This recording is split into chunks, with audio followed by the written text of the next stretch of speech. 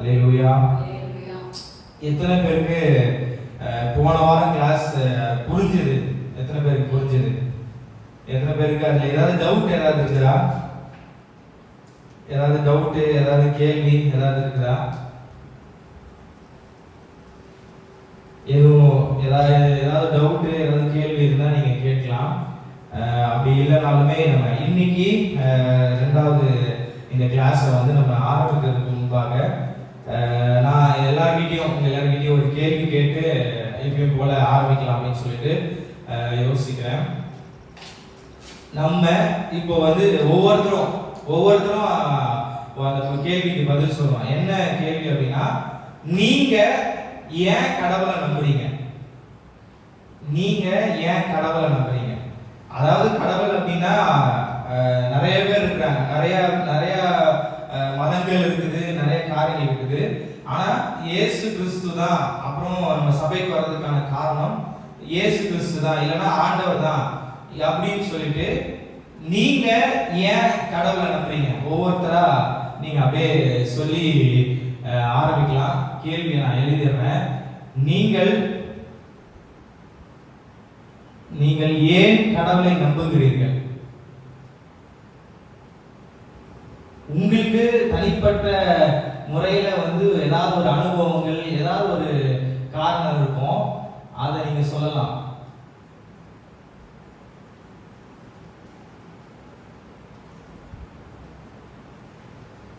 Starting ட்ரபிளா? சொல்லுங்க, நீங்க யோசிக்கிறத சொல்லுங்க. ஏன் நீங்க தனிப்பட்ட முறையில நீங்க நம்புறீங்க?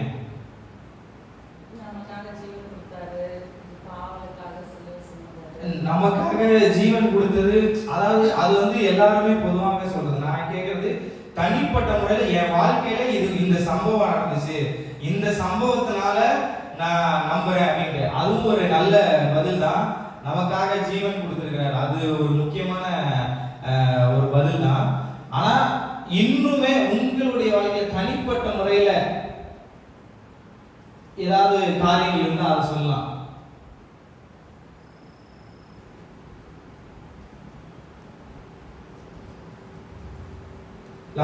நீங்க ஏன் கடவுளை நம்புறீங்க? உங்களுக்கு என்ன தப்பா இருந்தாலும் பிரச்சனை இல்லை, ஒன்றும் பிரச்சனை இல்லை. ஏன் நீங்க கடவுளை நம்புறீங்க?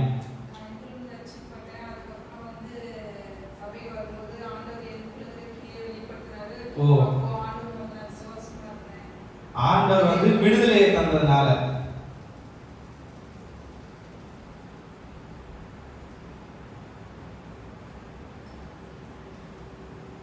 விடுதலையை தந்ததுனால. அதுக்கப்புறமா சந்தியா, நீ ஏன் பர்சனலா உனக்கு ஏதாவது காரியங்கள் இல்லைன்னா யோசிச்சிருக்கலாம், இல்லைன்னா ஏதாவது ஒரு காரியங்கள் இருக்கலாம், நீ ஏன் கடவுளை நம்புற?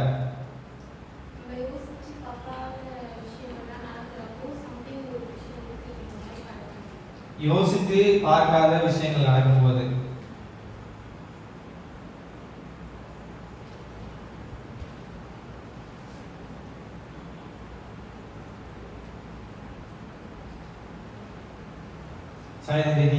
நீங்க ஏன் கடவுளை நம்புறீங்க?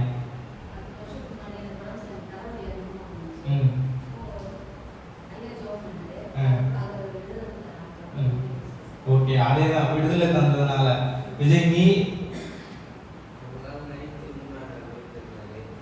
ஓகே, அதான் நமக்காக ஜீவன் கொடுத்தாரு. ஓகே, வாஸ்தவமா நீங்க ஏன் கடவுளை நம்புறீங்க?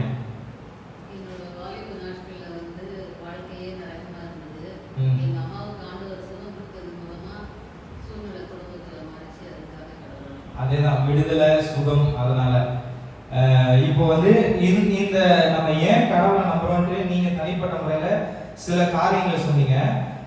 சில காரியங்களை ஒரு பொதுவான அறிவில இருந்து ஒரு 4 பாயிண்ட் வந்து நான் சொல்லிட்டு இதையும் நீங்க எழுதிக்கோங்க. நம்ம ஏன் கடவுளை நம்புறோம்ன்றதுல முதலாவது, ஒரு சிருஷ்டிப்பு அப்படின்னு ஒண்ணு இருந்தது அப்படின்னு சொன்னா, சிருஷ்டிப்பு இல்லைன்னா படைப்பு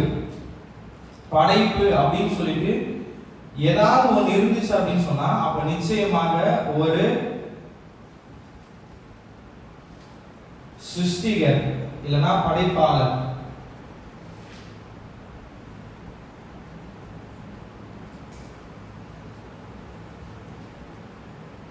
அல்லேலூயா. இந்த உலகத்துல இருக்கிற எந்த பொருளுமே வந்து தானா உருவாயிடுறது. இந்த உலகத்துல இருக்கிற எந்த விதமான பொருட்களுமே தானாக உருவாயிடாது. அது எல்லாத்துக்குமே ஒரு படைப்பாளர், ஒரு கிரியேட்டர். அதுல வந்து எல்லாருக்குமே எல்லா பொருட்கள், எல்லா காரியங்கள் இருக்கிறதுக்கு, இப்போ ஒரு பானை இருக்குது, ஒரு வாட்டர் கேன் இருக்குது, ஒரு போன் இருக்குது அப்படின்னு சொன்னா எல்லாவற்றுக்குமே ஒரு படைப்பாளர் இருக்கிறார். அதனால இந்த உலகம் சாதாரணமா ஒரு விஞ்ஞானிகள் சொல்றது மாதிரி திடீர்னு ஒரு பெரிய வெடிப்புல உருவாகல. ஒரு சிருஷ்டிகர் ஒருவர் இருக்கிறார். அவர் தான் இந்த உலகத்தை எல்லாவற்றையுமே படைத்திருக்கிறார். நான் ஒரு காரியத்தை சொல்றேன். இப்போ நீங்க எழுதிக்கிட்டே கவனிங்க. அப்படியே ஒருவேளை இந்த பூமி இப்ப சுத்திக்கிட்டே இருக்குது, இந்த பூமி சுத்திக்கிட்டே இருக்குது. இந்த சுத்திட்டு இருக்கிற வேகம் ஒருவேளை கொஞ்சம் அதிகமாச்சு இல்லைன்னா கொஞ்சம் கம்மியாச்சு அப்படின்னு சொன்னாங்கன்னா இந்த உலகமே அழிஞ்சு போயிடும். அல்லேலூயா. அந்த அளவுக்கு ஆண்டவர் பூமி இந்த வேகத்துல தான் சுத்தணும், பூமி இந்த டைமிங்ல தான் சுத்தணும், இந்த வெயிட்ல தான் இருக்கணும், இந்த அளவுக்கு சூரியன் தான் படணும் அப்படின்ட்டு ஆண்டவர் எல்லாவற்றையும் பார்த்து பார்த்து செய்திருக்கார். அதுதான் வந்து ஒரு முதல் காரணம். அது மாத்திரம் இல்லாம நமக்குள்ளாகவே வந்து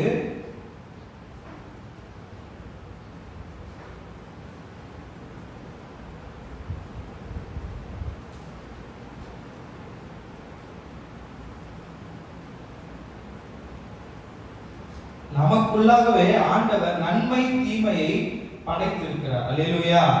இப்போ ஒரு ரோட்ல வந்து யாராவது கஷ்டப்படுறாங்க, இல்லைன்னா வந்து ரோட்ல யாருக்காவது ஏதாவது பிரச்சனை அப்படின்னு சொன்னா நம்மளுக்கு அறியாமலே, நம்மளுக்கு யாருமே சொல்லிக் கொடுக்க தேவையில்லை. சின்ன வயசுல நம்மளுக்கு யாருமே சொல்லிக் கொடுக்க தேவையில்லை. யாராவது கஷ்டப்பட்டா நம்மளுடைய படைப்பாளர் வந்து எப்படி படைச்சிருக்காருன்னா, யாராவது கஷ்டப்பட்டா அவங்களுக்கு கஷ்டத்தை வந்து போக்கணும் அப்படின்றத நம்மளுக்கு இன்பில்ட்டா வந்து ஆண்டவர் படைத்திருக்கிறார். இது இந்த காரியங்கள். இதனால நம்ம ஆண்டவரை நம்புறோம். முதலாவது இந்த உலகத்தை ஒரு உலகம் உருவாச்சு அப்படின்னா அப்ப சிருஷ்டிகர்னு ஒருத்தர் இருக்கார். அதனால நான் ஆண்டவரை நம்புறேன். இரண்டாவதாக நன்மை தீமையை நமக்குள்ளாக அவர் வந்து படைத்திருக்கிறார். அது மாத்திரம் இல்லாம எல்லாவற்றுக்கும் மேல ஏன் இயேசுவை நம்புறோம், ஏன் ஆண்டவரை நம்புறோம் அப்படின்னு சொல்லி பார்த்தீங்க அப்படின்னு சொன்னா, இந்த உலகத்துல ஆண்டவர் பிறந்ததற்கான எல்லா விதமான அறிகுறிகள், இயேசு கிறிஸ்து பிறந்த எல்லா ஆதாரங்களும், இயேசு கிறிஸ்துவின் வாழ்க்கை, இயேசு கிறிஸ்துவின் பிறப்பு, அப்புறமா வாழ்க்கை, அப்புறம் இறப்பு, அது மாத்திரம் இல்லாம முக்கியமா உயிர்த்தெழுதல். இந்த உயிர்த்தெழுதல் இருக்கிறதுனால தான் நம்ம ஆண்டவரை நம்புறோம். இந்த உயிர்த்தெழுதல் எல்லாவற்றுக்கும் ஆதாரம் இருக்கு. எல்லாவற்றுக்கும்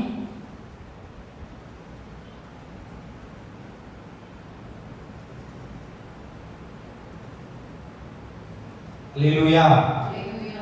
இந்த காரியத்தை வந்து ஒரு இந்த வேதப்பாட வகுப்புக்கு போகிறதுக்கு முன்பாக இதை வந்து நம்ம இப்ப கேட்கிறாங்கல்ல நம்ம கிட்ட, ஏன் ஆண்டவரை நம்புறீங்க அப்படின்னு சொன்னா அதுக்கு இந்த முக்கியமான இந்த 3 காரியங்கள் தான். அது என்ன அப்படின்னு சொல்லி பாத்தீங்கன்னா, முதலாவது உலகம் அப்படின்னு ஒண்ணு இருந்ததுன்னு சொன்னா அந்த உலகத்தை படைத்தவர் ஒருத்தர் இருக்கிறார். எத்தனை பேர் ஒத்துக்கிறீங்க? எல்லாரும் ஒத்துக்கிறீங்களா? ஆமென். இரண்டாவது நமக்குள்ளாகவே நன்மை தீமையை ஆண்டவர் இன்பில்ட்டா அவர் நம்ம படைக்கும் போதே படைத்திருக்கிறாரு. அதை வந்து ஒருத்தர் நம்மளுக்கே நம்மள அறியாமலே நம்மளுக்கு அது வருது அப்படின்னு சொன்னா அதுக்கு ஆண்டவர் தான் காரணம். அதனால நம்ம கடவுளை நம்புறோம்.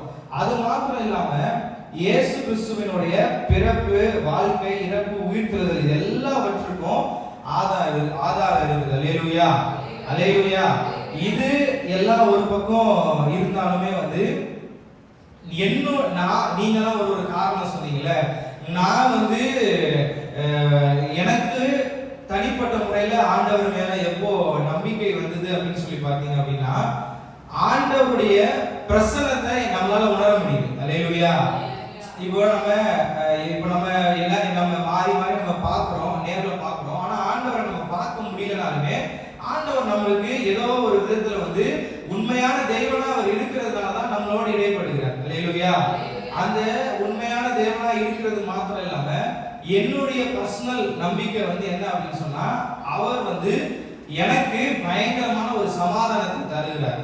அந்த சமாதானம் அவர்கிட்ட தான் வருது. அதனாலதான் நான் ஆண்டவரை நம்புகிறேன். இது வந்து இன்னைக்கு கிளாஸ் கிடையாது. ஆனா நம்ம ஏன் ஆண்டவரை நம்புகிறோம்ன்றதுக்கு இதெல்லாம் காரணங்கள். நமக்காக ஜீவன் கொடுத்திருக்காரு, விடுதலையை தந்திருக்காரு, நம்மோட இடைப்படுறாரு. அதுக்கப்புறம் அற்புதங்களை வந்து நடக்கும்போது, அதுக்கப்புறம் உலகம் அப்படின்னு ஒண்ணு இருந்துச்சுன்னா அதை படைத்தவர் ஒருவர் இருக்காரு. அப்புறம் நமக்குள்ளாகவே நமக்கு யாரை சொல்லி கொடுக்காமலே எது நன்மை எது தீமை தெரியுது அப்படின்னா அந்த படைத்த அந்த கடவுள் வந்து நம்மளுக்குள்ளாக கொடுத்திருக்காரு. கடைசியாக எல்லாவற்றுக்கும் ஒரு ஆதாரம் வேணும். அதுக்கு இயேசு கிறிஸ்துவின் பிறப்பு, வாழ்க்கை, இறப்பு, உயிர்த்தெழுதல் எல்லாவற்றுக்குமே ஆதாரம் வந்து. இதை எழுதிட்டீங்களா எல்லாரும்? இதை அழிச்சிடுறேன் நானு. அதற்கப்புறமா வந்து நான் இன்னொரு காரியத்தை நான் சொல்றேன். போன வாரம் வந்து ஆண்டவர் வந்து மோசேவை குறிப்பிட்ட அந்த வசனத்தை சொல்ல, அந்த வசனத்தை வாசிங்க. மத்தேயு 8வது அதிகாரம் 4வது வசனம். மத்தேயு 8வது அதிகாரம் 4வது வசனம் எடுத்தவங்க வாசிங்க. இயேசு அவனை நோக்கி இதை நீ ஒருவருக்கும் சொல்லாதபடி எச்சரிக்கையா இரு. ஆயினும் அவர்களுக்கு சாட்சியாக நீ போய் உன்னை காண்பித்து மோசே கட்டளையிட்ட காணிக்கையை செலுத்து என்றார். அல்லேலூயா. போன வாரம் நான் சொன்னேன், ஆதியாகமத்தை எழுதுனது யாரு? மோசே அப்படின்னு சொல்லிட்டு. அதுக்கு ஆதாரம் வந்து ஆண்டவராகிய இயேசு கிறிஸ்துவே மத்தேயு சுவிசேஷ புத்தகம் 8வது அதிகாரம் 4வது வசனத்துல இப்படி சொல்றாரு. ஒருத்தனை வந்து சுகமாக்கிட்டு ஆண்டவர் என்ன சொல்றாரு அப்படின்னா, நீ வந்து என்ன பண்ணு, மோசே இட்ட நியாய பிரமாணத்துல இருக்கிற கடமைகளை செய் அப்படின்னு சொல்லிட்டு இயேசு கிறிஸ்து மோசேவை குறிப்பிடுகிறார். அல்லேலூயா. இதுதான் வந்து ஒரு பெரிய, இது இல்லாம நிறைய ஆதாரங்கள் இருக்கு. ஆனா இயேசு கிறிஸ்து வந்து மோசேய குறிப்பிடுகிறார். இந்த காரியத்தை நீங்க கவனமா வைத்துக் கொள்ளணும். இது மாத்திரம் இல்லாம இன்னொரு காரியத்தை உங்களுக்கு நான் சொல்லி கொடுக்கணும்னு நான் யோசிச்சேன். அது வந்து என்ன அப்படின்னு சொன்னா,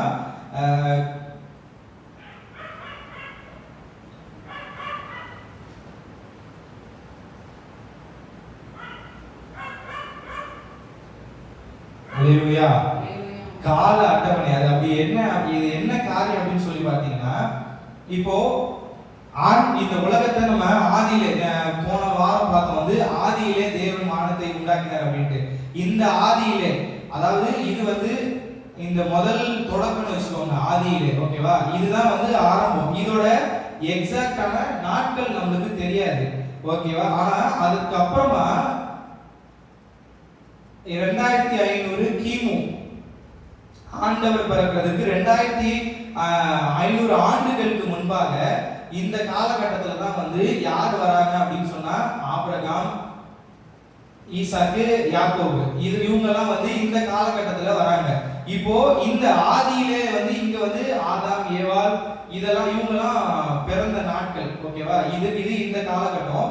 இது 2500வது கிறிஸ்து பிறக்கிறதுக்கு முன்பாக. இதுதான் வந்து என்னன்னா நூற்றாண்டு 0. இந்த பக்கம் இப்போ இதை எதற்காக சொல்றேன் அப்படின்னா, இப்போ 2500 வருஷங்களுக்கு முன்பாக, கிறிஸ்து பிறப்பதற்கு முன்பாகவே ஆபிரகாம் பிறந்தாரு. இப்போ இதுதான் சென்டர். இந்த பக்கம் பாத்தீங்க அப்படின்னு சொன்னா அப்படியே டைம் லைன் வந்து அப்படியே போகும். இந்த சென்டரா வந்து பிரிக்கிறதுக்கு யார் காரணம் அப்படின்னு சொன்னா, இயேசு கிறிஸ்துவின் பிறப்பு. அல்லேலூயா. இந்த இயேசு கிறிஸ்துவின் பிறப்பை வைத்துதான் இந்த காலங்களையே மொத்தமா பிரிக்கிறாங்க. இது உங்களுக்கு புரியுதா? அதாவது இப்ப எப்படி நாட்கள் போகும் அப்படின்னா, இந்த 2500ல இருந்து அப்படியே கம்மியாகி 0ல முடியும். அதுக்கப்புறம் இங்க இருந்து போகும்போது 0ல இருந்து இப்ப நம்ம வாழ்ற காலகட்டம் 2026ஆம் வருஷம். புரியுதா உங்களுக்கு? புரியுதா? ஏதாவது டவுட் இருக்குதா? இதை நான் வந்து இன்னும் கொஞ்சம் தெளிவா சொல்றேன். இப்போ வந்து நம்ம வந்து 2026ஆம் ஆண்டுல நம்ம வாழ்ந்துட்டு இருக்கோம். ஆண்டவர் பிறந்த அந்த வருஷம், அந்த கால நேரம் வந்து பாத்தீங்க அப்படின்னு சொன்னா 1ஆம் நூற்றாண்டு. இதுக்கப்புறம் 0க்கு அப்புறம் 1ஆம் நூற்றாண்டு. இந்த 1ஆம் நூற்றாண்டுல தான் ஆண்டவர் பிறந்திருக்காரு. இப்போ இந்த 1ஆம் நூற்றாண்டுல இருந்து 2500 வருஷத்துக்கு முன்பாக யார் பிறந்திருக்காங்கன்னா ஆபிரகாம், ஈசாக்கு. அதுக்கப்புறமா தான் எல்லா பைபிள்ல நடக்கிற எல்லா சம்பவங்களும் அப்படியே வரிசையா நடக்கும். அதுக்கப்புறம் ஆண்டவர் பிறந்ததுக்கு அப்புறமா இந்த பக்கத்துல இருந்து திருப்பி வந்து இந்த கால அட்டவணை வந்து தொடங்குது. இது ஏதாவது டவுட் இருக்குதா உங்களுக்கு? புரியுதா உங்களுக்கு? இது வருஷம் நம்ம பைபிளை நம்ம புரிஞ்சுக்கிறதுக்காக நான் இதை உங்களுக்கு நான் சொல்றேன். வேற எந்த காரியமும் கிடையாது. இதுல ஏதாவது உங்களுக்கு டவுட் இருந்தா நீங்க சொல்லலாம். இல்லைன்னா ஆதியாகமம் 1ஆவது அதிகாரம் 3வது வசனத்தை நீங்க வாசிங்க. ஆதியாகமம் 1வது அதிகாரம் 3வது வசனத்தை வாசிங்க. தேவன் வெளிச்சம் உண்டாக கடவுது என்றார். வெளிச்சம் உண்டாக கடவுது என்றார். வெளிச்சம் உண்டாயிற்று. இப்போ முதலாவது ஆண்டவர் என்ன, நம்ம போன வாரம் பார்த்தோம். ஆண்டவர் வந்து வானத்தையும் பூமியையும் சிருஷ்டித்தார் அப்படின்னு சொல்லிட்டு 2வது வசனத்துல வந்து முதல் வசனத்துக்கும் 2வது வசனத்துக்கும் 600 ஆண்டுகள் வந்து டிஃபரன்ஸ் இருக்கு அப்படின்னு சொல்லி பார்த்தோம். அதற்கப்புறமா ஆண்டவர் படைக்கிற ஒரு காரியம் வந்து என்ன அப்படின்னு சொன்னா வெளிச்சம். இந்த வெளிச்சத்தை ஆண்டவர் இந்த உலகத்துல அவர் முதலாவது படைக்கிறார். இந்த வெளிச்சம் என்ன வெளிச்சம் அப்படின்னு சொன்னா சூரியனால வருகிற வெளிச்சம் கிடையாது. இது வந்து என்ன வெளிச்சம் அப்படின்னு சொல்லி பாத்தீங்க அப்படின்னு சொன்னா நம்ம ஜஸ்ட் ஃபுல் லைட் எல்லாம் இல்லாம பயங்கரமா இருட்டா இருக்கும் போதுமே நம்மளால பார்க்க முடியும். ஒரு சின்ன வெளிச்சம் இருக்கும். கரெக்டா?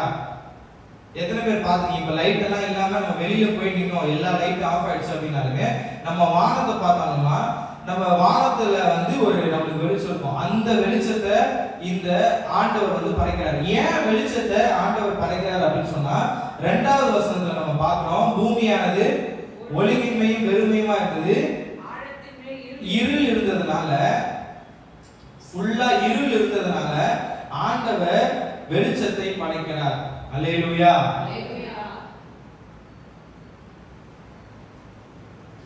இந்த இருள்ல இருக்கிற இந்த உலகத்துக்கு ஆண்டவர் வெளிச்சத்தை படைக்கிறார். இது சூரியனால உண்டாகிற வெளிச்சம் கிடையாது.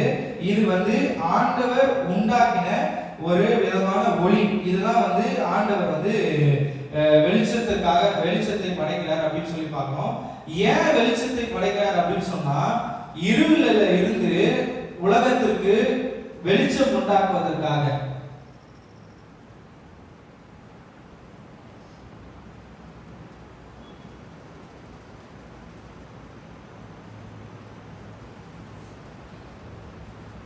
இருளில் இருக்கிற உலகத்திற்கு ஆண்டவர் வெளிச்சத்தை உண்டாக்குவதற்காக ஆண்டவர் இந்த வெளிச்சத்தை ஆண்டவர் உண்டாக்குறாரு.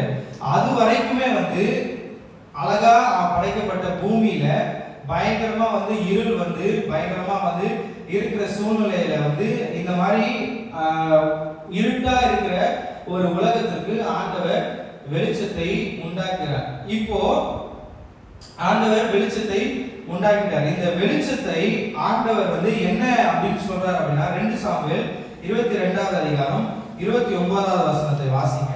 2 சாமுவேல் 22வது அதிகாரம் 29வது வசனம். கர்த்தராகிய தேவரீர் என் விளக்காய் இருக்கிறீர். கர்த்தர் என் விளக்கை வெளிச்சமாக்குகிறவர். அதே மாதிரி 2 கொரிந்தியர் 4வது அதிகாரம் 6வது வசனத்தை வாசிங்க. 2 கொரிந்தியர் 4வது அதிகாரம் 6வது வசனம். இருளிலிருந்து வெளிச்சத்தை பிரகாசிக்க சொன்ன தேவன் இயேசு கிறிஸ்துவின் முகத்தில் உள்ள தமது மகிமையின் அறிவாகிய பொருட்டாக எங்கள் இருதயங்களிலே பிரகாசித்தார். இப்போ ஆண்டவர் இந்த பூமி வந்து அழகா இருந்த பூமியில வந்து ஃபுல்லா இருட்டா இருந்த இடத்துல ஆண்டவர் வெளிச்சத்தை படைக்கிறார். ஏன் அப்படின்னா இருளில் இருக்கிற உலகத்திற்கு வெளிச்சத்தை படைக்கிறார். இந்த இந்த வெளிச்சத்தை படைத்தது மாத்திரம் இல்லாம அவர் என்ன பண்றார் அப்படின்னா, இருளுக்கும் வெளிச்சத்திற்கும் அவர் வித்தியாசத்தை காட்டுகிறார். அல்லேலூயா. இருக்கிறதுக்கும் வெளிச்சத்திற்கும் அவர் வெவ்வேறாக பிரிக்கிறார். ரெண்டுத்தையும் வெவ்வேறாக பிரிக்கிறார்.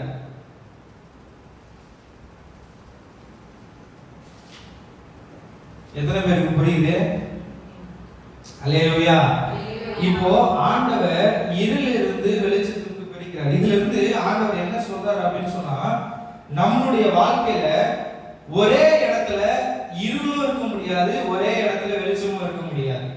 நம்ம இருக்கிற இப்ப நான் இருக்கிறேன் அப்படின்னு சொன்னா, என்னுடைய வாழ்க்கையில நான் பிசாசுக்கும் நான் வேலை செய்துட்டு நான் ஆண்டவருக்கும் வேலை செய்துட்டு இருக்க முடியாது.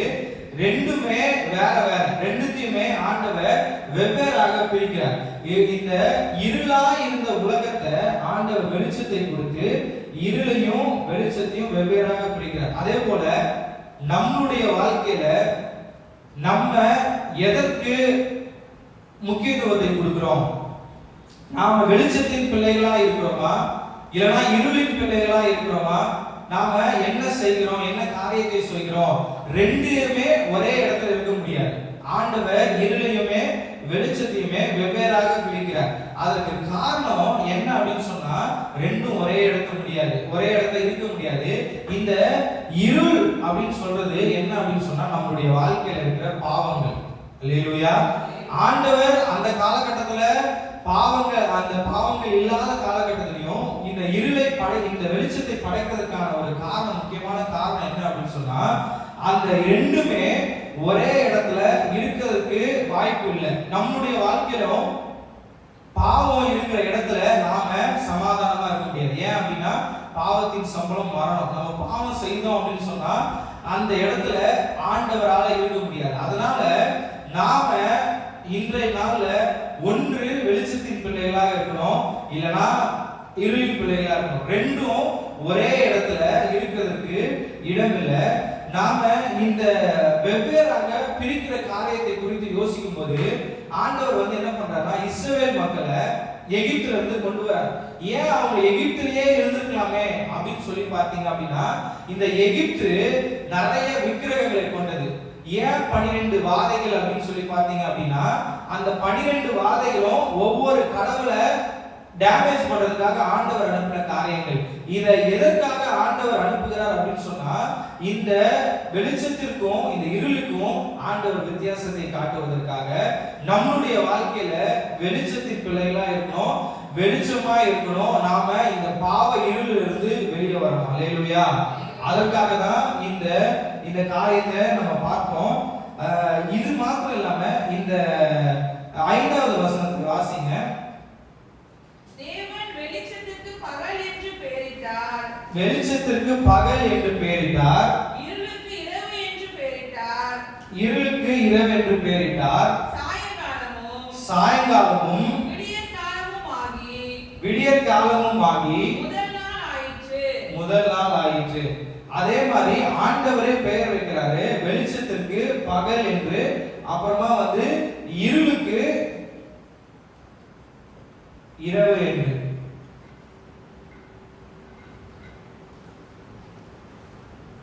அந்த வசனத்துல இன்னொரு அந்த வசனத்தை திரும்பி வாசிங்க.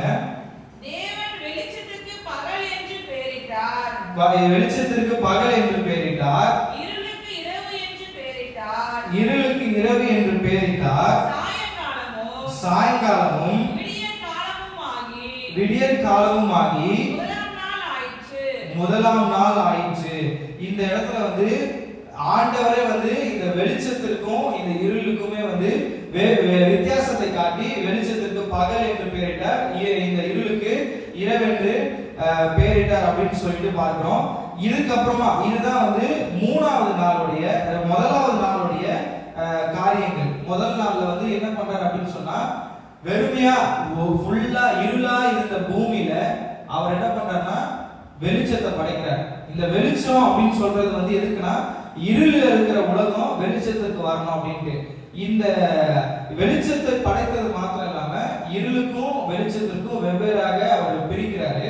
வெளிச்சத்திற்கு பகல் அப்படின்னு பேரிடுறாரு, இருளுக்கு இரவு என்று பேரிடுறாரு. இப்போ இதுல முதல் நாள், இதுதான் முதல் நாள்ல ஆண்டவர் படைக்கிறாரு.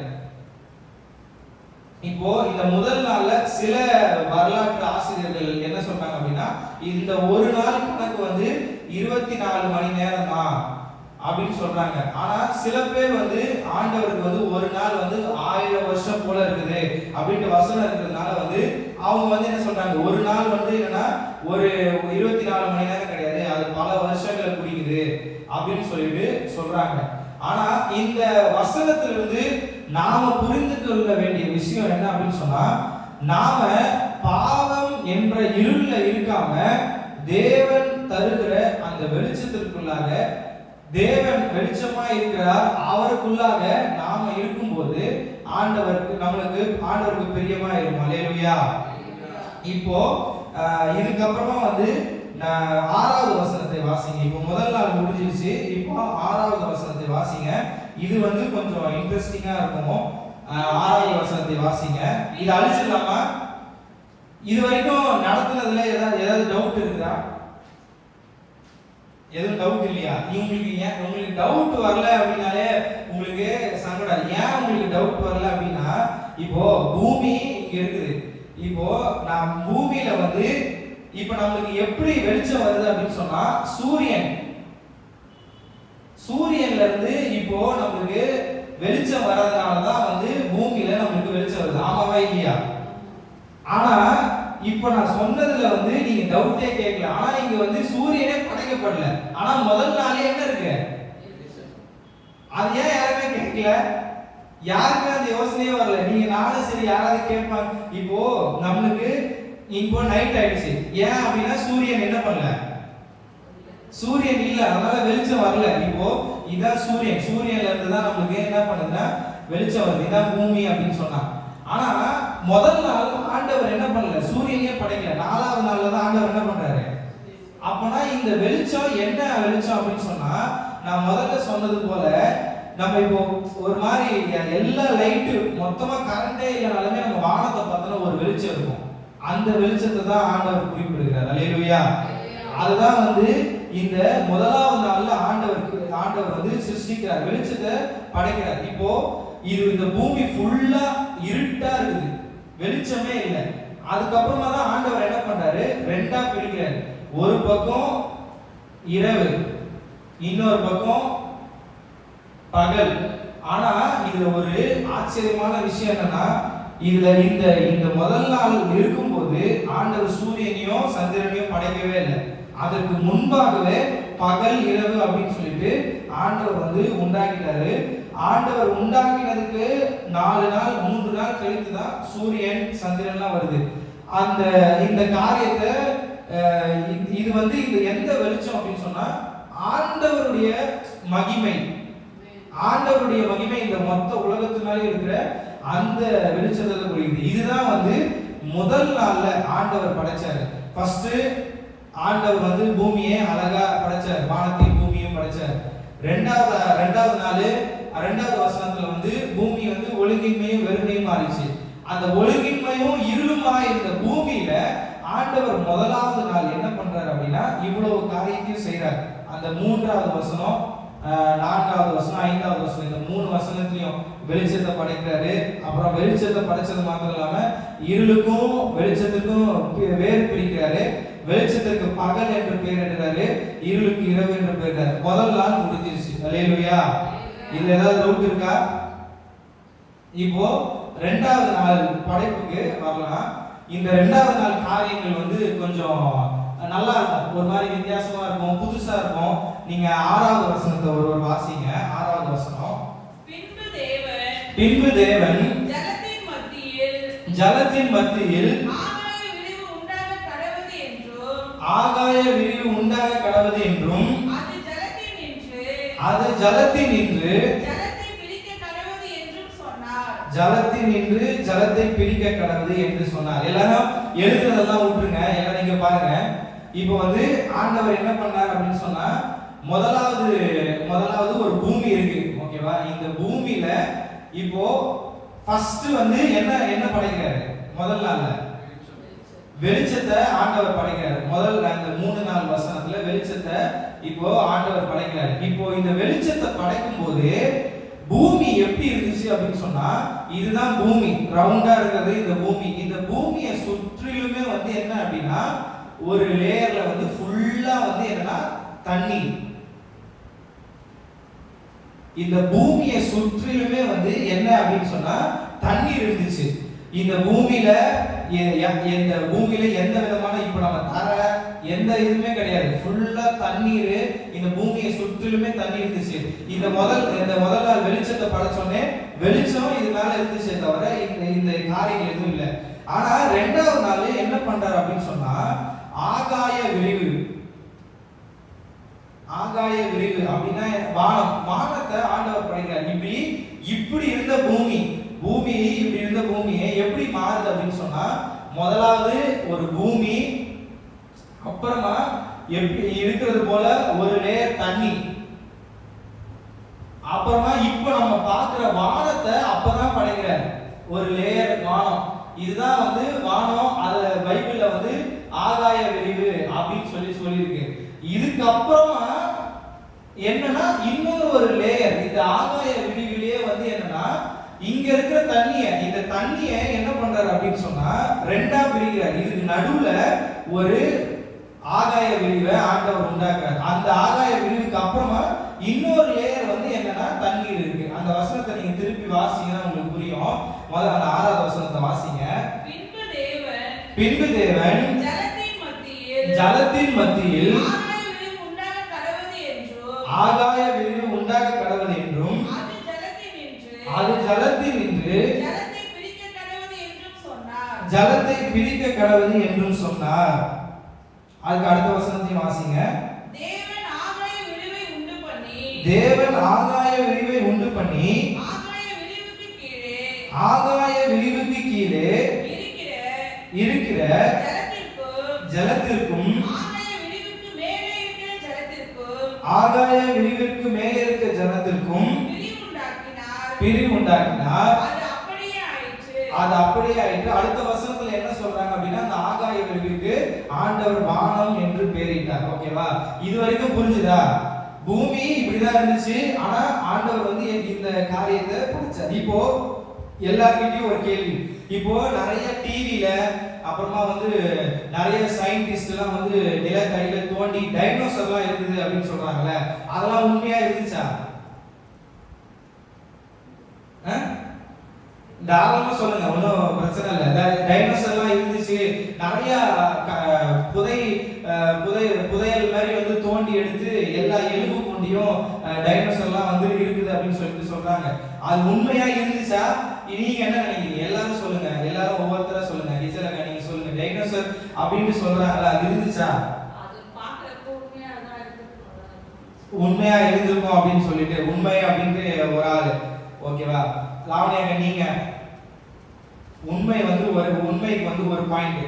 டைனோசர் வந்து உண்மையா பொய்யா? நீங்க உண்மையா இருந்துச்சு நினைக்கிறீங்களா பொய்யா? உண்மையா இருந்துச்சு அப்படின்னு சொல்லிட்டு +1. சரி, நீங்க உண்மையா இருந்துச்சு. சந்தியா நீங்க இல்ல, 2 ஆன்சர் தான். உண்மை இல்ல, இருந்திருக்கும். விஜய் நீங்க இருந்திருக்கும். வாஸ்தவா நீங்க இருந்திருக்கும். இந்த இடத்துல நீங்க கவனிக்க வேண்டிய இன்னொரு முக்கியமான காரியம் வந்து, இந்த டைனோசர்கள் வந்து எல்லாமே வந்து நம்ம இப்ப நிறைய கண்டுபிடிப்பு எல்லாம் இருக்குல்ல, அது எல்லாமே வந்து உண்மை. அல்லேலூயா. இதுக்கு ஏன் உண்மை அப்படின்னு நான் சொல்றேன் அப்படின்னா, ஏன் இந்த படத்தை நான் வந்து வரைஞ்சேன் அப்படின்னு சொன்னா, இப்போ இந்த ஆகாய விரிவுக்கு இப்ப என்னன்னா பூமி இங்க இருக்குது. ஓகேவா? அதுக்கப்புறமா பூமியை சுற்றிலும் ஒரு தண்ணி இருக்குது. அதுக்கப்புறமா ஆகாய விரிவு, அதுக்கப்புறமா ஒரு தண்ணி. இப்போ இந்த காலகட்டத்துல ஆண்டவர் உலகத்தை உண்டாக்கும் போது இந்த மாதிரி தான் வந்து என்ன ஆயிடுச்சுன்னா பூமி இருந்துச்சு. அதனால என்னன்னா இப்ப சூரியன்ல இருந்து வர கதிர்கள், சயின்ஸ் கிளாஸ் எடுக்கிற மாதிரி இருக்குது, சூரியன்ல இருந்து வருகிற கதிர்கள் வந்து என்னன்னா இந்த பூமியை தாக்குறது. ஆனா நோவா காலகட்டத்துல பாவம் செஞ்சு ஜனங்க எல்லாம் பாவம் செஞ்சதுனால அந்த வானத்தின் ஊற்றுகள், இந்த ஆகாய வெளியில் இருக்கிற இந்த இந்த லேயர்ல இருக்கிற தண்ணி எல்லாத்தையும் ஆண்டவர் வந்து பூமியில இறக்கி விட்டார். அப்படி இறக்கும் போது என்ன ஆயிடுச்சுன்னா இந்த லேயர், இந்த கடைசி லேயர் வந்து அப்படியே இல்லாம போயிடுச்சு. இந்த கடைசி லேயர் இல்லாததுனால இந்த சூரியனுடைய எல்லா கதிர்கள் வந்து அதிகமா ஸ்ட்ரெயிட்டா இப்போ ஒரு லேயர் ஆஃப் ப்ரொடெக்ஷன் இல்லாம என்ன அப்படின்னு சொன்னா எல்லாமே இந்த பூமியை தாக்க ஆரம்பிச்சது. இந்த இந்த லேயர் இருந்த வரைக்கும் ஜனங்க வந்து பாத்தீங்க அப்படின்னு சொன்னா எல்லாருமே வந்து 1000 வருஷம் அதிகமான நபர் வந்து மெத்துசேலா வந்து 969 வருஷம் வாழ்ந்தாரு. அது மாத்திரம் இல்லாம ஏன் டைனோசர்கள்லாம் உண்மை அப்படின்னா மனுஷங்களே வந்து 900 வருஷம் இருக்கும்போது இப்போ நார்மல் பல்லி இருக்கு வச்சுக்கோங்க, அந்த பல்லி அப்படியே சாப்பிட்டு சாப்பிட்டு ஒரு 1000 வருஷம் உயிரோட இருந்துச்சு அப்படின்னு சொன்னா அது நிச்சயமா என்ன இருக்கும், டைனோசர் மாதிரி பெருசா வளர்ந்துருக்கும். அல்லேலூயா. எத்தனை பேர் நான் சொன்னது புரிஞ்சுது? புரிஞ்சுதா இல்லையா? ஆனா என்ன சொல்ல வர அப்படின்னா ஆண்டவர் வந்து இந்த உலகத்தை படைக்கும் போது ஒரு லேயர் ஆஃப் ப்ரொடெக்ஷனோட தான் ஆண்டவர் வந்து படைச்சிருந்தாரு.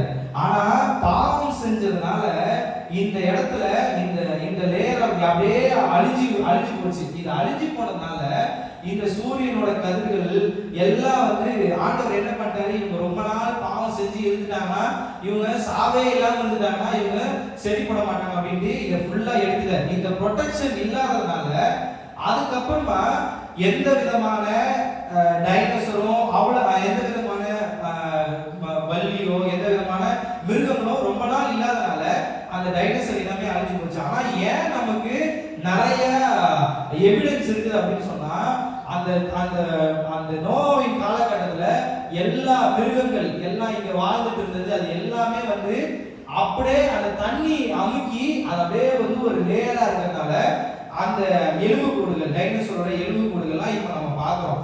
அது மாத்திரம் இல்லாம அப்ப இந்த பாதுகாப்பு இல்லாததுனால இப்போ மனுஷங்க எல்லாருமே வந்து 969ல இருந்து 120க்கு பைபிள்லயே மாறினாங்க. அப்புறமா சங்கீதக்காரனே மோசே சொல்றாரு 70ல இருந்து 80. இப்போ நம்ம காலகட்டத்துல 50 வயசே வந்து பயங்கர ஒரு பெரிய வயசா மாறிடுச்சு. அல்லேலூயா. இதுல முக்கியமான காரியம் வந்து என்னன்னா ஆண்டவர் இந்த உலகத்தை படைக்கும் போது ஒரு பாதுகாப்போட படைச்சார். ஆனா என்னைக்கு பாவம் உள்ள வந்துச்சோ அப்போ எல்லாமே கொலாப்ஸ் ஆகி தேவனோட பாதுகாப்பு போய் எல்லாம் பாவம் உள்ள வந்து வயசு கம்மியாகி நிறைய பிரச்சனைகள் வந்துச்சு. நம்மளுடைய வாழ்க்கையில பாவம் உள்ள வரும்போது பிரச்சனைகளும் உள்ள வரும். அல்லேலூயா. அதனால டைனோசர் இருந்ததெல்லாம் உண்மை, அதனாலதான் நமக்கு எலும்புகள்லாம் கிடைக்குது. ஆனா அந்த அந்த அந்த லேயர், அந்த தண்ணீரை வந்து ஆண்டவர் வந்து பாவம் செய்யும்போது அந்த வசனம் எப்படியா இருக்கும், இந்த மாதிரி வானத்தின் மதகுகளை ஆண்டவர் திறந்தார் அப்படின்ட்டு இந்த இடத்துல இருந்த எல்லா தண்ணியும் பூமியில எல்லா சைடுல இருந்தும் பூமியில வந்து உளுந்ததுல இதுல இருந்து தண்ணி இந்த லேயர் அப்படியே மொத்தமா காலி ஆயிடுச்சு. இந்த மொத்தமா காலியானதால எந்த விதமான சூரியன் கிட்ட இருந்து ப்ரொடெக்ஷன் இல்லாம ஸ்ட்ரைட்டா வானத்துல இருந்து பூமிக்கு வந்து அப்படியே ஒரு கொலாப்ஸ் ஆயிடுச்சு. அல்லேலூயா. எத்தனை பேருக்கு புரிஞ்சுது? அல்லேலூயா. அதனால ஜனங்கள் 1000 வருஷத்துக்கு வாழ்ந்ததுக்கான காரணம் வந்து என்ன அப்படின்னு சொன்னா அந்த காலகட்டத்தில் நல்ல சாப்பாடு இருந்தது. அது மாத்திரம் இல்லாம ஆண்டவர் ஒரு பாதுகாப்பை வச்சிருந்தார். ஆண்டவர் வந்து ஒரு பாதுகாப்பை வச்சிருந்தாரு. இந்த மிருகங்களும் வந்து அந்த நிறைய பிரச்சனை இல்லாம பூமி ஆண்டவர் படைக்கும் போது மனுஷன் நல்லா வாழணும், நல்ல நிறைய ஆண்டுகள் வாழணும் அப்படின்றதுக்காக தான் ஏற்புடையதா படைச்சார். ஆனா பாவம் வந்து எல்லாவற்றையுமே கெடுத்து போட்டுருச்சு. இப்போ நாம இதுல இருந்து என்ன இன்னொரு வேதத்தை வந்து நம்ம என்ன பார்க்க போறோம் அப்படின்னு சொன்னா இந்த 6வது வசனத்தை நம்ம வாசிங்க. 6வது வசனத்தையும் 7வது வசனத்தையும் வாசிங்க. பின்பு தேவன் ஜலத்தின் மத்தியில் உண்டாக கடவது என்றும் அது ஜலத்தில் நின்று ஜலத்தை பிடிக்க கடவது என்றும் சொன்னார். ஆகாய விரிவை உண்டு பண்ணி ஆகாய விரிவுக்கு கீழே இருக்கிற ஜலத்திற்கும் ஆகாய விரிவுக்கு மேலே இருக்கிற ஜலத்திற்கும் பிரிவுண்டாக்கினார். அது அப்படியே ஆயிற்று. அல்லேலூயா. இந்த இடத்துல நான் இந்த பகுதியை கவனிங்க. ஆண்டவர் வந்து என்ன பண்றார் அப்படின்னு சொன்னா, உண்டாக கடவுது இந்த வானத்திற்கு இந்த பூமிக்கு மேல இருக்க தண்ணிக்கும் இந்த ஆகாய விரிவுக்கு மேல இருக்க தண்ணிக்கும் ஒரு ஆகாய விரிவு உண்டாகுது, அதுதான் வானம் அப்படின்ட்டு ஆண்டவர் வந்து உண்டாக கடவுதுன்னு 6வது வசனத்துல சொல்றாரு. 7வது வசனத்துல அது அப்படியே ஆயிற்று. அல்லேலூயா. ஆண்டவர் நம்முடைய வாழ்க்கையில ஒரு வார்த்தையை சொன்னா, ஆண்டவர் நம்முடைய வாழ்க்கையில உண்டாக கடவுது நன்மையோ ஆசீர்வாதமோ ஏதோ ஒரு நல்ல விஷயமோ உண்டாக கடவுதுன்னு சொன்னா அது அப்படியே ஆகும். அல்லேலூயா. எத்தனை பேர் விசுவாசிக்கிறீங்க? அல்லேலூயா.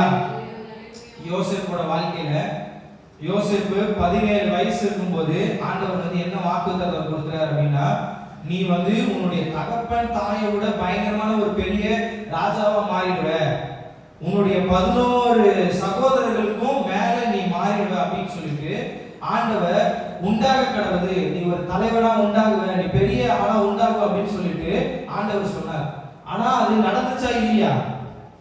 அது அப்படியே தான் வாழ்க்கையில நடந்துச்சு. இப்போ மேட்டர் அது கிடையாது. என்ன விஷயம் அப்படின்னு சொன்னா, அதுக்கு மொத்தமா 13 வருஷம் ஆச்சு.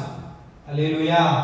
இந்த உண்டாக கடவுதுல இருந்து அது அப்படியே ஆகிறதுக்கு 13 வருஷம். யோசேப்போட வாழ்க்கையில 13 வருஷம் ஆச்சு. இந்த 13 வருஷமும் கஷ்டங்கள், பிரச்சனைகள், அவமானங்கள், எல்லா துக்கங்கள், தேவையில்லாத பழி சொற்கள் எல்லாம் நடந்து அதுக்கப்புறமா தான் அது அப்படியே ஆயிடுச்சு. அல்லேலூயா. நம்மளுடைய வாழ்க்கையில கூட ஆண்டவர் நிச்சயமா ஒரு வாக்குத்தத்தத்தை சொன்னா அது நிச்சயமா நடக்கும். ஆனா அந்த வாக்குத்தத்தம் நிறைவேறுவதற்கு சில காலங்கள் நம்முடைய வாழ்க்கையில ஏறெடுக்கும். அல்லேலூயா. நாம இந்த காரியத்தை நாம நன்றாக புரிந்து கொள்ள வேண்டும்.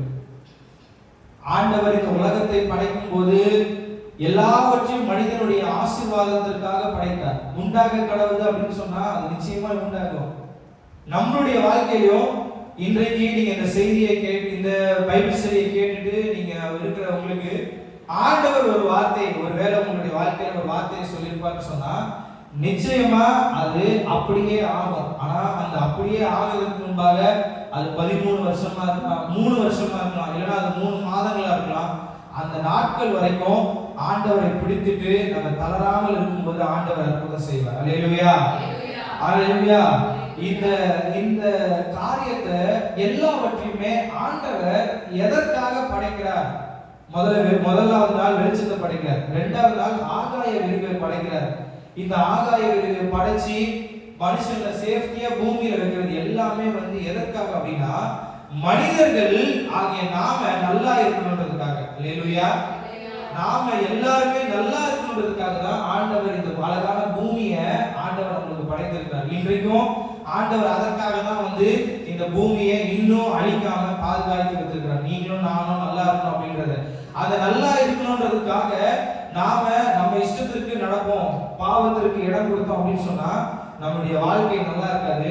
நாம இந்த 2வது நாள் கிரியேஷன், 2வது நாள்ல வந்து வானத்தை ஆண்டவர் படைக்கிறார். முதலாவது நாள் வெளிச்சம், 2வது நாள் வானம். இந்த அதுக்கப்புறமா வந்து 3வது நாள் காரியத்தை நம்ம பார்க்க போகிறோம். 3வது நாள் காரியத்தை நம்ம பார்த்துட்டு நம்ம ஜெபித்து முடிக்கலாம். 9வது வசனத்துல இருந்து 13வது வசனத்தை வரைக்கும் வாசிங்க. 9வது வசனத்துல இருந்து 13வது வசனம் வரைக்கும் வாசிங்க. பின்பு தேவன், இத அழிச்சிடலாமா? வாசிங்க. பின்பு தேவன் வானத்தின் கீழே இருக்கிற ஜலம் ஓரிடத்தில் சேரவும் வெட்டாந்தரை காணப்படவும் கடவுது என்றார். அது அப்படியே ஆயிற்று. வெட்டாந்தரைக்கு பூமி என்றும் சேர்ந்த ஜலத்திற்கு சமுத்திரம் என்றும் பெயரிட்டார். தேவன் அது நல்லது என்று கண்டார். அப்பொழுது தேவன் பூமியானது புல்லையும் விதையை பிறப்பிக்கும் பூண்டுகளையும் பூமியின் மேல் தங்கள் தங்கள் விதையுடைய கனிகளை தங்கள் தங்கள் ஜாதியின்படியே கொடுக்கும் கனி விருட்சங்களையும் விளைவிக்க கடவுது என்றார். அது அப்படியே ஆயிற்று. பூமியானது புல்லையும் தங்கள் தங்கள் ஜாதியின்படியே விதையை பிறப்பிக்கும் பூண்டுகளையும் தங்கள் தங்கள் ஜாதியின்படியே விருட்சங்களையும் முளைப்பித்தது. தேவன் அது நல்லது என்று கண்டார். சாயங்காலமும் விதை காலமும் ஆகி மூன்றாம் நாள் ஆயிற்று. எல்லாரும் இப்ப இங்க பாருங்க, முதல்ல வந்து ஆண்டவர் வெளிச்சத்தை உண்டாக்கினார், இரண்டாவது வானத்தை உண்டாக்கினார். அந்த வானத்துல இருந்த இப்போ வந்து சமுத்திரம் எல்லாம் எப்படி இருக்குன்னா, இப்ப பூமி இருக்குது. இந்த பூமியை சுற்றிலுமே வந்து என்ன இருக்கு அப்படின்னு சொன்னா தண்ணி. இந்த பூமிக்கு மேல தண்ணியா இருக்குது. ஆண்டவர் இரண்டாவது நாள் இந்த வானத்தை படைச்ச பிறகு இதுதான் வானம். இந்த வானத்திற்கு கீழே தண்ணி இருக்குது. அதுக்கப்புறமா தான் இப்ப நம்ம இருக்கிற வாழ்கிற இந்த நிலம் பூமி அப்படின்னு சொல்லிட்டு ஒரு இடம் இருக்கு. இந்த மூன்றாவது நாள் ஆண்டவர் என்ன பண்றாரு அப்படின்னா, இந்த சமுத்திரத்தையும் இந்த பூமியும் வெவ்வேறாக பிரிக்கிறார். எப்படின்னா, இந்த இந்த இந்த இந்த தண்ணிக்கு அவர் வந்து ஒரு எல்லையை விரிக்கிறார். அல்லேலூயா, சத்தமா அல்லேலூயா. இந்த பூமிக்கும் இந்த சமுத்திரமும் எல்லாம் ஒண்ணா இதே மாதிரி இருக்கு. இந்த பூமி இங்க இருக்கு, தண்ணீர் எல்லாம் சுத்தி இருக்குது. ஆண்டவர் என்ன பண்றாரு அப்படின்னா, பூமி வந்து இந்த தரையை வந்து தனியா பிரிக்கிறாரு. இந்த சமுத்திரம் இந்த இந்த கேப் இதெல்லாம் வந்து என்ன பண்றாரு அப்படின்னா, அவர் எல்லையை விரிக்கிறார். இந்த காரியத்தை வைத்து அவர் என்ன பண்றாருன்னா, இந்த எல்லையை படைத்துட்டு அவர் என்ன பண்றாருன்னா, புல்லு பூமியில இந்த இந்த இடத்துல நம்ம வாழ்கிற இடத்துல புல்லு, அப்புறமா பூண்டு, அப்புறமா கனி விருட்சங்கள், இந்த கனியை தருகிற கனி விருட்சங்கள் இதையும் ஆண்டவர் வந்து படைக்கிறார். அல்லேலூயா. இப்போ இந்த எல்லையை விரிக்கிறார் அப்படின்னு சொல்லும்போது, ஆண்டவர் நம்முடைய வாழ்க்கையில எல்லாருக்குமே வந்து ஒரு எல்லையை விரித்திருக்கிறார். ஆதாமுடைய ஏவாளுடைய வாழ்க்கையில என்ன எல்லையை விரித்தார் அப்படின்னா, அந்த தோட்டத்துல இருக்கிற எல்லா கனிகள் எல்லா மரங்கள் எல்லாவற்றையும் சாப்பிடலாம், ஆனா என்ன பண்ணக்கூடாது, தோட்டத்துல நடுவுல இருக்கிற ஒரு நன்மை தீமை அறியத்தக்க கனியை நீங்க சாப்பிடக்கூடாது அப்படின்னு சொல்லிட்டு ஆண்டவர் ஒரு எல்லையை விரித்தார். அதே போல இந்த பூமிக்கும் இந்த சமுத்திரத்திற்கு அவர் என்ன பண்றாருன்னா எல்லையை விரிக்கிறார். நீங்க யோசிச்சு பாருங்க, இப்போ இந்த இடத்துல தண்ணி நம்ம ஊத்தி விடுறோம். இப்ப இந்த டைல்ஸ்ல தண்ணி ஊத்தி விடுறோம். தண்ணியை ஊத்திட்டு நம்மளால இந்த தண்ணிக்கு நம்ம பாத்தி கட்டுறோம். தண்ணியை வந்து போகக்கூடாது அப்படின்னு பாத்தி கட்டுறோம்னா அதுவே நமக்கு என்ன பண்றது, ரொம்ப பெரிய கஷ்டம். ஆனா ஆண்டவர் என்ன பண்றாருன்னா, இந்த பூமியை சுற்றி இருக்கிற தண்ணிய அவர் என்ன பண்றாருன்னா எல்லையை பிரிக்கிறார். நீங்க சமுத்திரம் இந்த தண்ணி கிட்ட இந்த எல்லையை தாண்டி நீங்க வரக்கூடாது, இந்த எல்லையை தாண்டி மனுஷங்க வாழ்ற இடத்துக்கு நீங்க வரக்கூடாது. எப்பயாவது நம்ம யோசிச்சிருக்கோமா, பீச்சுக்கு ஒரு எல்லை இருக்குல்ல, அதை யார் போட்டது? ஆண்டவர் தான் போட்டார். அல்லேலூயா. மூன்றாவது நாள்ல அவர் அப்படிதான் பண்றாரு. இப்படி இருந்த உலகத்தை அவரு இந்த சமுத்திரத்தை ஒரு பவுண்டரி, அவரே ஒரு பவுண்டரி போட்டு இந்த பவுண்டரியை தாண்டி வரக்கூடாது அப்படின்னு இந்த முதலாவது எல்லையை விரிச்சுட்டு அந்த எல்லையை அவர் விரித்து அவர் இந்த நிலத்தை பாதுகாக்கிறார். அல்லேலூயா. ஒரு எல்லையை ஆண்டவர் விரிக்கிறார், ஒரு எல்லையை ஆண்டவர் நம்மளுக்கு கொடுக்கிறார் அப்படின்னு சொன்னா அது நம்மளுக்கு பாதுகாப்பு. அல்லேலூயா. நாம நீங்க சொல்லுங்க பாருங்க, நான் சொல்றது திருப்பி சொல்லுங்க. ஒரு எல்லையை ஆண்டவர் நமக்கு விதிக்கிறார் என்றால் அது நமக்கு பாதுகாப்பு. அந்த எல்லையை மீறும் போது ஆண்டவருடைய பிரசன்னத்தை விட்டு தள்ளப்படுவோம். ஆதாமும் ஏவாளுக்கும் ஆண்டவர் ஒரு எல்லையை வைத்திருந்தார். அந்த எல்லையை அவர்கள் மீறும் போது அவர்கள் நாசம் அடைந்தாங்க. அவங்க ஏதேன் தோட்டம் மகிழ்ச்சி என்ற இடத்துல இருந்து ஆண்டவர் விட்டு அவங்க போயிட்டாங்க. இன்னைக்கும் ஆண்டவர் நம்ம எல்லாருக்கும் தனிப்பட்ட முறையில எல்லாருக்கும் ஒவ்வொரு எல்லையை கொடுத்திருக்கார். ஒரு குடும்பம் என்ற எல்லை, ஒரு சபை அப்படின்ற ஒரு எல்லை, ஒரு ஸ்கூல்ன்ற ஒரு எல்லை, ஒரு காலேஜ்ன்ற ஒரு எல்லை, ஒரு வேலை ஸ்தலம் அப்படின்ட்டு ஒரு எல்லையை கொடுத்திருக்கார்.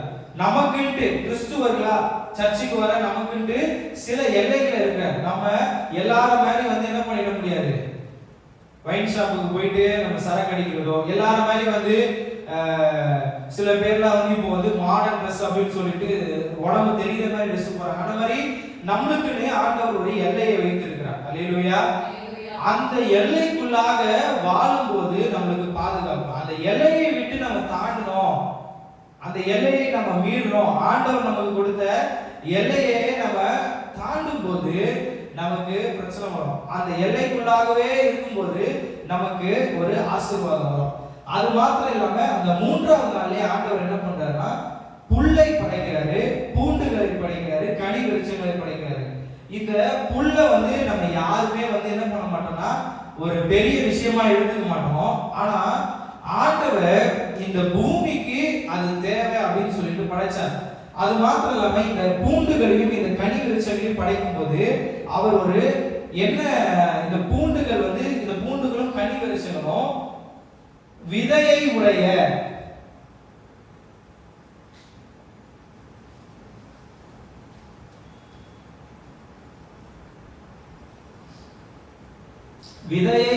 கனி விருட்சங்களை ஆண்டவர் படைத்தாராம். இப்போ நம்ம சாப்பிடுற பச்சை கலர் திராட்சை முன்னாடிலாம் வந்து என்ன இருக்குன்னா கொட்டை இருக்கும். இப்போ இருக்கிற திராட்சையில கொட்டை இருக்கா? இப்போ இருக்கிற திராட்சையில கொட்டை இல்ல. நிறைய தர்பூசணி பழத்துல வந்து இந்த விதை, இந்த அந்த பழத்திற்கான இது இல்லை. ஆனா சாப்பிட்டு பார்த்தா ஹைபிரிட் பழம் அப்படின்னு சொல்லிட்டு பயங்கரமா வந்து என்ன இருக்குது, பயங்கரமா டேஸ்டா இருக்குது. ஆனா ஆண்டவருடைய ஒரிஜினல் திட்டத்துல ஆண்டவர் வந்து எல்லா கனிகளுமே விதையை தான் வந்து என்ன பண்ணணும், விதையை தருகிற கனி விருட்சங்கள். அதாவது பழம் மாத்திரம் இருக்கக்கூடாது, அந்த பழத்திற்குள்ளாக அந்த விதை இருக்கணும். அந்த விதை திரும்பவுமா என்னமா மாறணும்னா மரமா மாறணும். அல்லேலூயா. இந்த விதை யாரை குறிக்குது அப்படின்னு சொன்னா ஆண்டவராகிய இயேசு கிறிஸ்துவை குறிக்குது. அல்லேலூயா.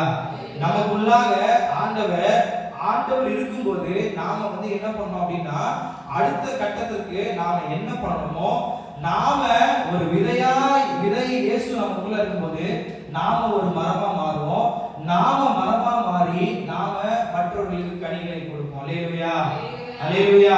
எத்தனை பேருக்கு சொன்னது புரிஞ்சுது? சத்தமா ஒரு அல்லேலூயா சொல்லுங்க பார்க்கலாம். நாம இந்த காரியங்கள்ல எல்லாவற்றிலுமே கவனமா இருக்கணும். இந்த விதை அப்படின்னு சொல்லும்போது ஆண்டவராகிய இயேசு கிறிஸ்து நமக்குள்ள இருக்கும்போது நாமும் ஒரு மரமா மாறி நாமும் மற்றவர்களுக்கு கனிகளை கொடுப்போம். இப்போ இந்த 3 நாட்களுடைய படைப்புகளை நம்ம பார்த்தோம். முதலாவது நாள் ஆண்டவர் என்ன படைச்சாரு? வெளிச்சத்தை படைத்தார். இரண்டாவது ஆகாய விரிவு, மூன்றாவது எல்லையை விரித்தாரு, புல் பூண்டு கனி விருட்சங்களை படைத்தாரு. இந்த கனி விருட்சங்களுக்குள்ள விதையை பிறப்பிக்கிற, விதையை முளைப்பிக்கிற, விதை இருக்கிற கனி விருட்சங்களை படைத்தாரு. இப்ப ஆப்பிளை படைச்சார் அப்படின்னா அந்த ஆப்பிளுக்குள்ள என்ன இருந்துச்சு? விதை இருந்துச்சு. மாம்பழத்துக்குள்ள விதை இருந்துச்சு. எல்லா பழத்துக்குள்ளாக விதை. அதுக்கான அர்த்தம் என்ன அப்படின்னா அது பழுகி அது மீண்டுமாய் பலன் கொடுக்கணும். அதோட அந்த மரத்தோட அந்த கனியோட அது நின்று விடக்கூடாது. அது மீண்டுமாய் அது மற்றவர்களுக்கு பலன் செய்யணும் அப்படின்றத ஆண்டவருடைய ஒரிஜினல் நோக்கம், ஒரிஜினல் திட்டம். அதே போல நமக்குள்ளாக ஆண்டவராக இயேசு கிறிஸ்து அப்படின்ற விதை இருக்கும்போது நாம ஒரு மரமாக மலர்வோம், மரமாக வளர்வோம். வளர்ந்து நாம மற்றவர்களுக்கு கனி விருட்சங்களை கொடுக்கணும். அதுதான் தேவ திட்டம். அல்லேலூயா. அல்லேலூயா. இது ஏதாவது டவுட் இருக்குதா? இந்த பூமியை பத்தியோ இந்த மற்ற காரியங்களை குறித்தோ ஏதாவது டவுட் இருக்கா? யாருக்கு எந்த டவுட் இல்லையா? நீ டவுட் இருந்தா கேட்கலாம். இல்லைன்னா நம்ம எல்லாரும் நீங்க எல்லாரும் எழுதுங்க. நம்ம எல்லாரும் ப்ரேயர் பண்ணி நம்ம ஜெபித்து நம்ம முடிக்கலாம். நம்மளுடைய வாழ்க்கையில ஆண்டவராகிய விதை, ஆண்டவராகிய இயேசு கிறிஸ்து என்ற விதை நமக்குள்ளாக இருக்கும்போது நாம கனி கொடுக்கிறவர்களாய், கனி கொடுக்கிற மரங்களாய், கனி கொடுக்கிற விருட்சங்களாய் எல்லாம் நம்ம மாறி நம்ம மற்றவர்களுக்கு கனி கொடுப்போம். ஆண்டவர் நம்மை ஆசீர்வதிப்பாராக. ஆண்டவர் நம்மளை படைத்தது, ஆண்டவர் இந்த பூமியை உருவாக்கினது எல்லாமே நம்முடைய நன்மைக்காக, எல்லாமே நம்முடைய தேவைக்காக. ஆண்டவர் மனுஷனை ஃபர்ஸ்ட் வெளிச்சத்தை உண்டாக்கி அவர் வெவ்வேறாக பிரிக்கிறார். நம்ம எல்லாரும் கூட எழுந்து நின்று நம்ம ஜெபம் செய்து முடிப்போம். கண்களை மூடுவோம். நம்ம இன்னைக்கு பார்த்தது போலவே பாவம் வெளிச்சம் இருக்கிற இடத்துல இருள் இருக்க முடியாது. ஒருவேளை நம்ம இந்த இடத்துல பாவத்தோடு நம்முடைய வாழ்க்கையில் இருப்போம் என்று சொன்னால் ஆண்டவர் நம்மளுடைய வாழ்க்கையில் இருக்க முடியாது. இந்த வெளிச்சமாகி இயேசு கிறிஸ்து எனக்குள்ளாக நமக்குள்ளாக வரும்போது இந்த பாவத்திலிருந்து நாம வெளியேற முடியும். நம்முடைய வாழ்க்கையில நிறைய பாவங்கள் தெரிஞ்சு கொஞ்சம், தெரியாம கொஞ்சம், யாருமே கண்டுபிடிக்கலன்னு கொஞ்சம், எல்லாரும் பார்க்கும்போது கொஞ்சம் நம்ம ஏதோ ஒரு விதத்துல பாவத்தை செய்து கொண்டிருக்கிறோம். ஆனாலும் இன்றைக்கு இந்த கேட்ட சத்தியங்களின்படி ஆண்டவராக இயேசு கிறிஸ்துவை நமக்குள்ளாக வர வைத்து இந்த பாவமாக இருளிலிருந்து நம்ம வெளியேறணும். இரண்டாவதாக ஆண்டவர் இந்த ஆகாய விரிவையை ஆண்டவர் உண்டாக்கி இந்த மனிதர்களை இந்த ஆண்டவர்களை பாதுகாக்கணும் அப்படின்றதுக்காக தான் இந்த படைத்தார். ஆனா மனிதர்கள் பாவம் செய்யும் போது அந்த பாதுகாப்புல இருந்து விலகி போறாங்க. கடைசியாக ஆண்டவர் ஆக கடவுது அப்படின்னு சொன்னா நிச்சயமாக அது அப்படியே ஆகும். ஆனா அதற்கு நம்ம காத்திருக்கணும். அது மாத்திரம் இல்லாமல் நமக்குள்ளாக விதை இருக்கும் போதுதான் நம்ம கனி கொடுக்க முடியும். இன்றைக்கு கூட நம்ம ஆண்டவரை நோக்கி, ஆண்டவரே எனக்குள்ள வாங்க அப்படின்னு சொல்லி கேட்போம். நம்ம சாதாரணமா வாழுகிறதுக்காக இந்த வாழ்க்கை கிடையாது. நாம ஒரு கனி கொடுக்கிறவர்களாக, ஒரு மற்றவர்களுக்கு ஆசீர்வாதமா இருக்கிறதுக்காக நாம படைக்கப்பட்டிருக்கிறோம். நாம இந்த உலகத்துல உண்டாக்கப்பட்டிருக்கிறோம். நாம நம்முடைய குடும்பத்துக்கு மாத்திரம் கிடையாது, சபைக்கு, சமுதாயத்திற்கு, இந்த முழு உலகத்திற்குமே கனி தருகிறவர்களாக, ஒரு ஆசீர்வாதமான பாத்திரங்களாக இருப்பதற்காக ஆண்டவர் நம்மை படைத்திருக்கிறார். அப்படியே ஆண்டவரை நோக்கி, ஆண்டவரே அந்த விதை, அந்த வித்து, இயேசு கிறிஸ்து என்ற வித்து எனக்குள்ளாக இருக்கட்டும் ஆண்டவரே. நான் வெறும் ஆண்டவரை ஸ்தோத்திரிக்கிற ஆண்டவரே, கனியாய் இல்லாதபடிக்கு ஆண்டவரே விதையோடு இருக்கிற ஒரு ஆண்டவரை கனியாக இருக்க, ஆண்டவரே அந்த விதை நாளுக்கு நாள் ஒரு மரமாய் மாறி ஆண்டவரே மற்றவர்களுக்கு நான் கனி தரணும் ஆண்டவரே, மற்றவர்களுக்கு நான் பிரயோஜனமாய் இருக்கணும் ஆண்டவரே. ஆண்டவரே என்னை ஆண்டவரை பயன்படுத்துங்க ஆண்டவரே, என்னை ஆசீர்வதிங்க அப்படின்னு ஆண்டவரை நோக்கி கேளுங்க ஆண்டவரே. ஆண்டவரே நீங்க எங்களை நடத்தும்படியாய் செபிக்கிறோம் ஆண்டவரே. அப்படியே இரண்டு கரங்களை வானத்துக்கு நேராக உயர்த்தி ஆண்டவரிடத்துல சொல்லுங்க, ஆண்டவரே என்னை பயன்படுத்துங்க ஆண்டவரே. வாயை திறந்து ஆண்டவரிடத்துல சொல்லுங்க, ஆண்டவரே என்னை பயன்படுத்துங்க ஆண்டவரே, என்னை மற்றவர்களுக்கு ஆசீர்வாதமாய் வைங்க ஆண்டவரே. அந்த விதை எனக்குள்ளாக இருக்கட்டும் ஆண்டவரே. இயேசுவின் நாமத்தினால ஆண்டவரே நான் ஆண்டவரே கனி தருகிற மரமாய் உருவாக்கட்டும் ஆண்டவரே. எப்படி ஆண்டவரே மூன்றாவது நாள் ஆண்டவரே நீங்க எல்லையை விரித்து ஆண்டவரே பூமியில ஆண்டவரே விதையோடு இருக்கிற கனி விருட்சங்களை உடைத்தது போல ஆண்டவரே நீர் விரித்த எல்லைக்குள்ளாகவே நான் இருக்கணும் ஆண்டவரே. அந்த எல்லையை விட்டு போகக்கூடாது ஆண்டவரே. நீர் என்னை நடத்தும்படியாக ஜெபிக்கிறோம் ஆண்டவரே. விசேஷமாக ஆண்டவரே இன்னைக்கு வந்தது நல்லதுன்னு உணரத்தக்கதாக ஆண்டவரே ஒரு சமாதானத்தோட ஜனங்களை ஆண்டவரே அனுப்பும்படியாக ஆண்டவரே நாங்க ஜெபிக்கிறோம் ஆண்டவரே. ஆண்டவரே எல்லாருக்கும் ஆண்டவரே உங்களுடைய சமாதானம், சந்தோஷம், மகிழ்ச்சி உண்டாகட்டும் ஆண்டவரே. நாங்கள் கடந்து சொல்லும் போது தீங்கு விபத்து இருக்கிறவர்களுக்கு எங்களை விலக்கி பாதுகாத்துக் கொள்ளும்படியாக ஜெபிக்கிறோம் ஆண்டவரே. ஆசீர்வதிங்க, பொறுப்படுத்திக் கொள்ளுங்க. இயேசுவின் நாமத்தில் ஜெபிக்கிறோம், ஜெபிக்கிற நல்ல பிதாவே, ஆமென். எல்லாரும் சேர்ந்து சொல்லலாமா? என் ஆத்துமாவே கர்த்தரை ஸ்தோத்திரி, என் முழு உலகமே கர்த்தர் பரிசுத்த நாமத்தை ஸ்தோத்திரி. என் ஆத்துமாவே கர்த்தரை ஸ்தோத்திரி, அவர் செய்த சகல உபகாரங்களையும் மறவாதே. ஆமென். அல்லேலூயா, அல்லேலூயா, அல்லேலூயா.